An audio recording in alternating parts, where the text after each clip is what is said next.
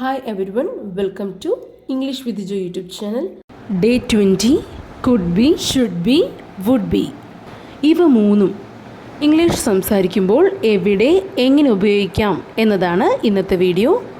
വീഡിയോയിലേക്ക് പോകുന്നതിന് മുൻപായി English with Jo YouTube channel ഇതുവരെ സബ്സ്ക്രൈബ് ചെയ്തിട്ടില്ലെങ്കിൽ ദയവായി സബ്സ്ക്രൈബ് ചെയ്യുക. കൂടാതെ അടുത്തുള്ള ബെൽ ബട്ടൺ ക്ലിക്ക് ചെയ്യാനായി മറക്കരുത്. എങ്കിൽ മാത്രമേ ഞാനിടുന്ന പുതിയ വീഡിയോസിൻ്റെ നോട്ടിഫിക്കേഷൻ ലഭിക്കുകയുള്ളൂ. Let's move on to the lesson.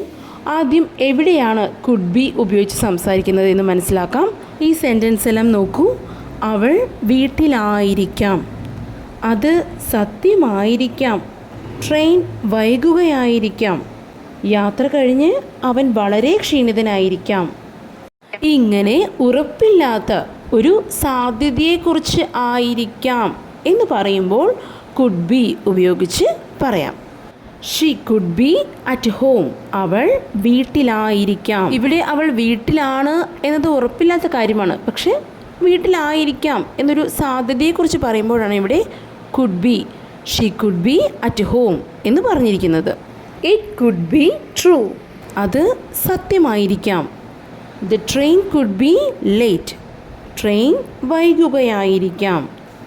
He could be very tired after the trip, യാത്ര കഴിഞ്ഞ് അവൻ വളരെ ക്ഷീണിതനായിരിക്കാം. നെക്സ്റ്റ് ഷുഡ് ബി എവിടെയാണ് ഉപയോഗിക്കേണ്ടതെന്ന് മനസ്സിലാക്കാം. മലയാളത്തിൽ ആയിരിക്കണം എന്ന് ഒരു നിർദ്ദേശത്തോടു കൂടി അല്ലെങ്കിൽ ഒരു ഉപദേശത്തോടു കൂടി പറയാറില്ലേ, അങ്ങനെ പറയുമ്പോഴാണ് ഷുഡ് ബി ഉപയോഗിച്ച് പറയുന്നത്. ഈ സെൻറ്റൻസ് എല്ലാം നോക്കൂ. You should be ready now, നിങ്ങൾ ഇപ്പോൾ തയ്യാറായിരിക്കണം. യു ഷുഡ് ബി ദേർ, നീ അവിടെ ഉണ്ടായിരിക്കണം.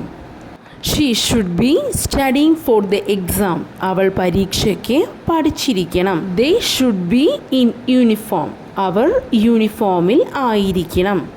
ലാസ്റ്റ് വൺ വുഡ് ബി എവിടെ ഉപയോഗിക്കാം എന്ന് മനസ്സിലാക്കാം. ഒരു കാര്യം സങ്കല്പിച്ച് പറയുമ്പോൾ, ആയിരിക്കും എന്നൊരു ഇമാജിനറി സിറ്റുവേഷൻ പറയുമ്പോൾ വുഡ് ബി ഉപയോഗിച്ച് പറയാം. For example, he would be busy, അവൻ തിരക്കിലായിരിക്കും.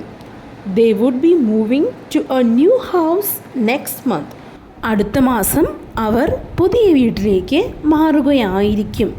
My sister would be talking to her friend, എൻ്റെ സഹോദരി അവളുടെ സുഹൃത്തിനോട് സംസാരിക്കുകയായിരിക്കും.